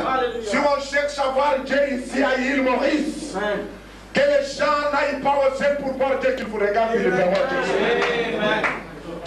Dieu est dans son peuple, Dieu parmi son peuple, Dieu vivant avec son peuple, Dieu cachant derrière le pot de son peuple, Dieu visitant son peuple. C'est ce que vous êtes aujourd'hui, une partie de Dieu. Peut-être que vous ne vous connaissez pas, mais j'aimerais vous dire que vous venez de la pensée de Dieu. Amen. Amen. Et ce n'est pas aujourd'hui que vous êtes devenus chrétiens. Vous avez été toujours chrétiens. Ce n'est pas quand vous avez reçu ce message que vous êtes devenus chrétiens, frères et sœurs. Vous avez toujours été chrétiens. Amen. Qu'est-ce que vous dites, frère Kayumi? Oui, vous avez été chrétien. Même quand vous buviez la bière, je vais vous dire quelque chose. Je ne sais pas comment vous allez le prendre. Même quand vous buviez la bière, même quand vous alliez dans le boîte de nuit, mais en vous, cette semence de la vérité était en vous. Vous avez toujours les chrétiens. Amen. Alléluia. Amen. Et c'est pour cette raison-là que Dieu s'est intéressé à vous. Amen. Parce que quand une partie de Dieu est venue, elle cherchait une autre partie de Dieu. Et les deux parties devaient devenir une seule partie. Amen. Amen. La profondeur appelant la profondeur. Amen. Alléluia, Seigneur. Ce n'est même pas. Je veux tout simplement vous élever dans la foi. Ce n'est même pas quand Jésus est mort à la croix que vous êtes devenus chrétiens. Amen. Mais écoutez bien, mes frères et sœurs, que cela vous donne la foi, la parfaite foi. La Bible dit que l'agneau, avez-vous cela, lu cela dans votre Bible? La Bible dit que l'agneau est mort dans la pensée de Dieu, avant la fondation du monde, avant que vous ne soyez même pas manifesté sur la terre, avant que votre corps ne devienne au travers de votre mère, vous étiez déjà chrétien. Amen. Alléluia. Alléluia. Dieu vous a connu, préordonné. Oui, Seigneur. Prenez Luc 15 et vous allez voir cela. Quand le Seigneur parle de l'enfant prodigue, du fils prodigue, qu'est-ce qu'il dit? Qu'est-ce qu'il dit? Que le fils prodigue est allé. Il a dit à son père, donne-moi une partie de mes biens. Et le père a pris une partie de ses biens et lui a donné. Est-ce vrai? Et le fils prodigue est parti. Est-ce vrai?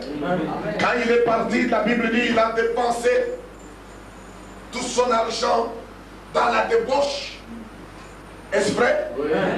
Il est allé boire, il était dans le boîte de nuit, il faisait ceci, il a tout dépensé. Il a quitté son père.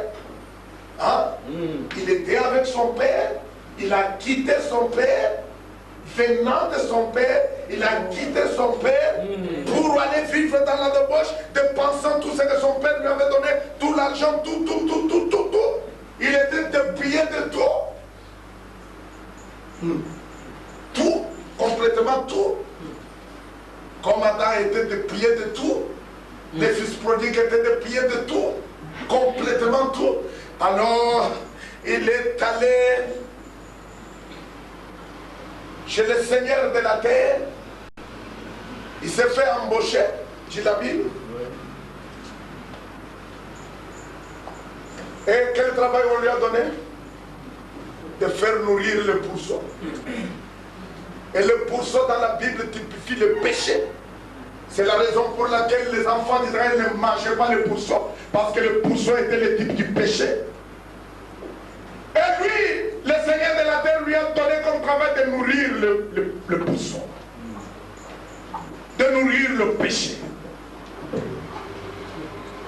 Il nourrissait un peu l'envie de fumer, l'envie de commettre adultère, l'envie de faire ceci, l'envie de faire cela. Il nourrissait cela. Oh, mais un jour, frère Barnabé me dit que le fils prodigue regardait sa condition, il tournait tout autour de lui, il voyait la condition dans laquelle il était. La Bible dit, étant rentré en lui-même. Dans la semence qui était à son profondeur, la semence prédestinée qui était à l'intérieur, au fond là-bas, à l'intérieur de l'intérieur, ce qui était prédestiné, il est rentré dans cette semence. Il a dit, les serviteurs de mon père ont le pain chaque jour, ils mangent. Moi qui suis le fils, je n'ai rien à manger. Je me mettrai debout, je rentrerai vers mon père. Il ne devenait pas fils en ce moment-là, il était toujours fils. Un fils qui avait quitté la présence de son père.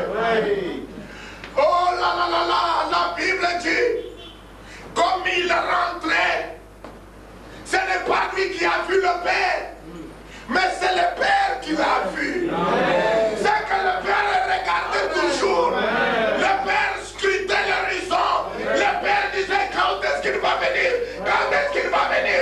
Quand est-ce qu'il va venir? Parce que le père savait que le fils allait revenir. Il savait que le fils allait revenir. Il était là, regardant là-bas. Est-ce que celui-là c'est lui? Il est regardant là-bas. Est-ce que celui-là c'est lui? Il est regardant là-bas. Il scrutait l'horizon. Oh, il savait qu'il allait venir. Amen. Alléluia. Et la Bible dit, le Père a dit, écoutez bien, ça va vous faire du bien. La Bible dit, le Père a dit, vite, apportez cette robe. Hein? C'est ce qu'il a dit? Vite, apportez cette robe. Il n'a pas dit vite, allez acheter les maîtres pour coudre la robe. Hein? Mais vite, apportez la robe. La robe était toujours là.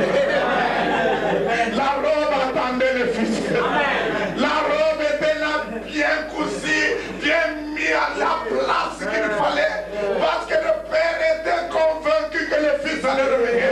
Et en ce temps d'histoire, notre Père Céleste était convaincu que nous allions revenir. La robe était là, attendant que le Fils allait revenir. Je suis là ce soir. Que Dieu m'a ramené un message devant le Seigneur. Et qui a dit vite, amenez la robe. Amen. Alléluia. Il n'a pas besoin d'aller coudre la robe ou d'en acheter une au magasin. Mais vite, prenez cette robe-là. Amenez-la. Je savais qu'il allait revenir. C'est pourquoi j'avais tout préparé. Prenez l'anneau, mettez-lui l'anneau à son doigt. L'alliance du mariage, mettez-lui cet anneau pour signifier que jamais il ne me quittera pas. Nous allons faire une alliance avec lui, jamais il ne quittera ma présence.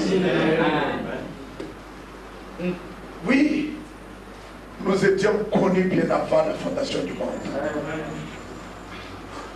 Amen. Amen. Alléluia. Alléluia. Il a envoyé un ange. Je m'en vais terminer dans quelques minutes.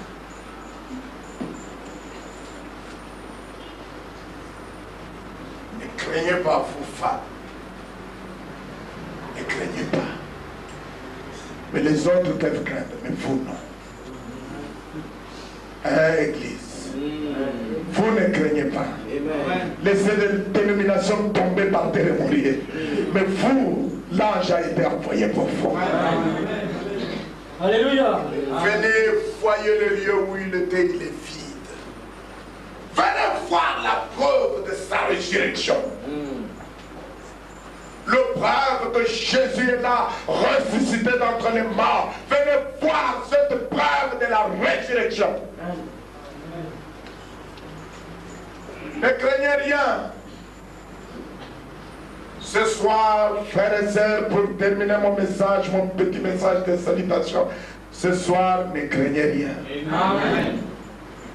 Il a plu à votre Père de vous donner le royaume. Ne craignez rien. Le diable va venir rougissant pour vous faire semblant qu'il est plus victorieux que vous, mais ne craignez rien. Amen. Ne tremblez pas. Laissez les dénominations trembler. Se mettre par terre comme des hommes morts. Mais vous vendez les aromates. Croyez que Jésus est ressuscité dans votre vie. Croyez qu'il est le même hier, aujourd'hui et éternellement. Et qu'il peut faire les choses qu'il a fait hier, qu'il peut les faire aujourd'hui. Est-ce que vous le croyez de tout votre cœur? Si vous avez un besoin dans votre cœur, maintenant levez la main. Dites Seigneur, j'ai un besoin pendant que le prédicateur va prier. Seigneur, regarde à mon besoin. Dieu bien-aimé, créateur des cieux et de la terre, donateur de tout don parfait, l'auteur de la vie éternelle. Tu vois mes frères et sœurs qui ont levé la main parce qu'ils ont un besoin dans leur cœur et ils croient de tout leur cœur que toi tu es ressuscité. Tu es le vivant, tu es le même hier, aujourd'hui et pour toujours. Et que tu ne changes pas, Seigneur Dieu. Parce que ce soir, Seigneur, je me ramène entre tes mains, Seigneur, pour que tu puisses voir les requêtes dans leur cœur, ce qui ont lieu dans leur cœur, Seigneur Dieu. Est-ce que ce soir tu feras descendre ta puissance pour confirmer que cette parole est vraie et la vérité de ta parole et que toi, Jésus, tu es ici, ressuscité après les morts et le même endroit verra la parole.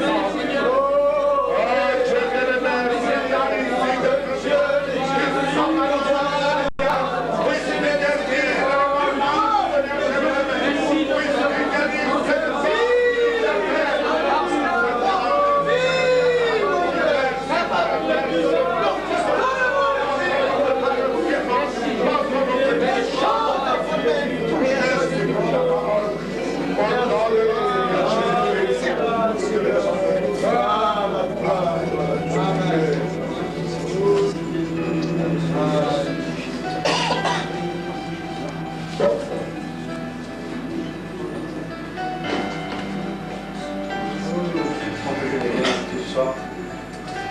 Il y a suffisamment de parole, Amen. Et il nous donne la foi ce soir, Amen.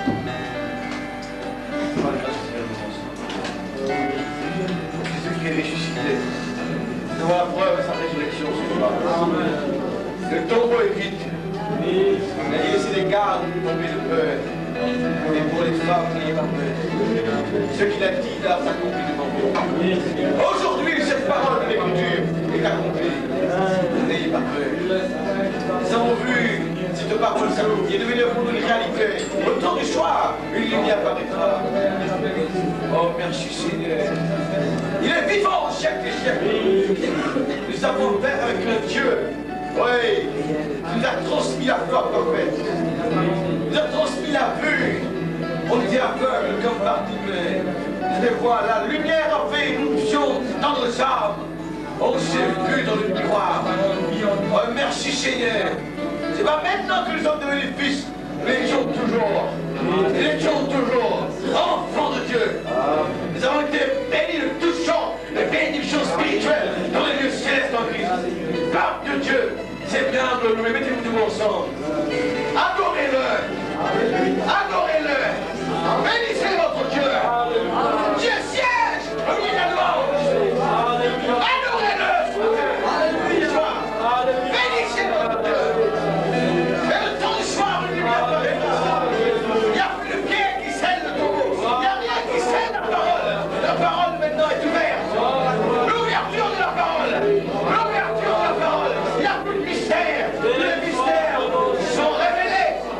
Les mystères sont révélés.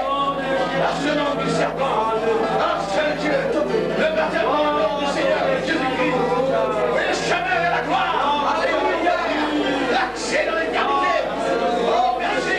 À toi la gloire, Seigneur. Pour ce message. Qu'importe si les gens nous prennent.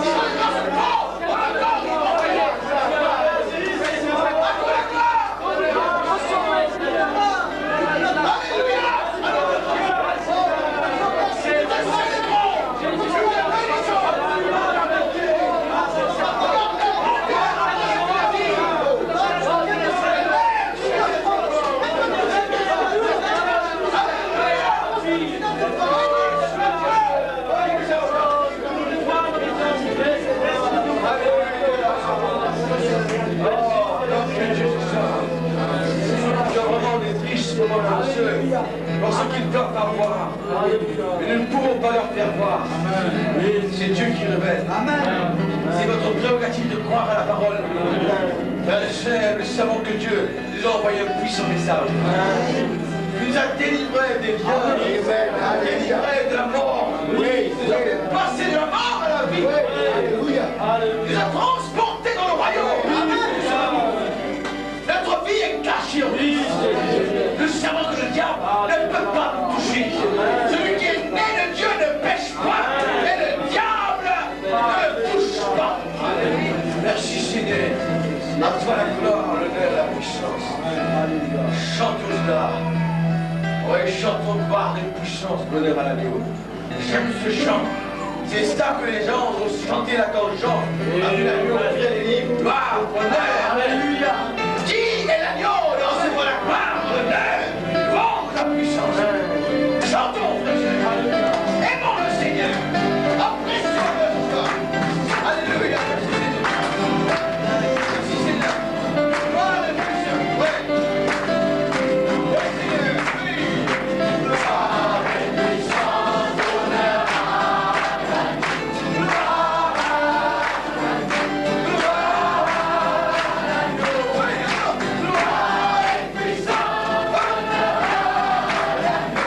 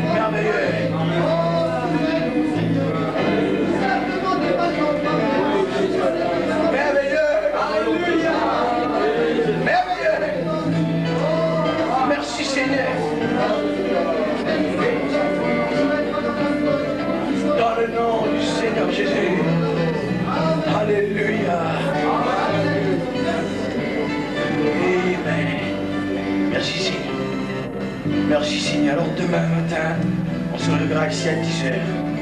On aura à 10h. Il n'y aura pas l'école des enfants. On va commencer à 10h.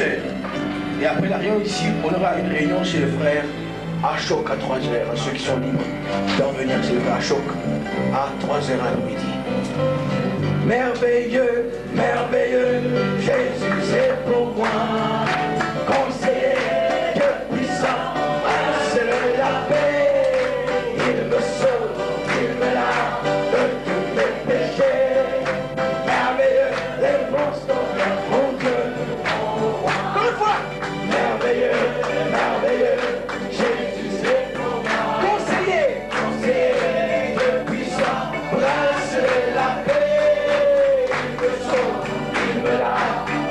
Mes péchés, merveilleux et mon sauveur, mon Dieu, mon roi. Allez, on peut faire ça, que ça vous bénisse richement.